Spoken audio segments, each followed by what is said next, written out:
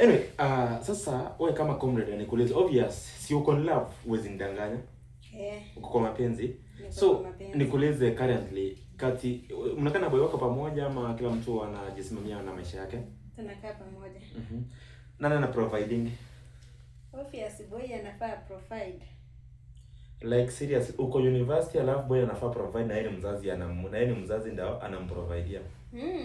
So you mean that mzazi anaprovidea boy alafu pia boy anaprovidea. So wewe zenye mzazi wako anakuprovidea zinaenda wapi? Najua huwa wanasemanga pesa ya demu ni ya demu, alafu ya mwanaume ndio ya familia. Kama aliamua tuishi pamoja acha provide. Like you mean asipokuprovidea then utafanya nini? Obviously nitamwacha tu. Saizi wewe mboyo wako wangapi umedate? Ni wanne. Wanne. Tuko 2026. So mwenye like before that your last relationship ilikuwa which year? Last year, 2025 yeah. September. Okay. Why do you feel like boy ndo anafaa provide? Like si nyote mnafaa mchangiane? Najua vile wanasemanga kama mwanaume is the head of the family.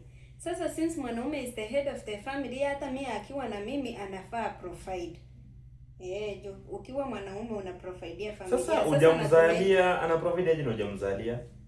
Najua sasa like lazima tuangalie yeye akianza ku provide ndio utajua sasa this is the best match unaweza msalia.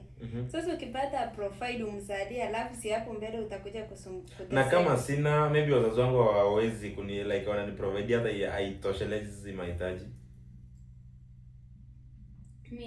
Hapo nayo sijui wanafanyanga aje, lakini mi for I myself mi nikipata mwenye profile na mweka kando kwanza nasonga kwa yule mwenye ako na kichere tu. Ni mbaya.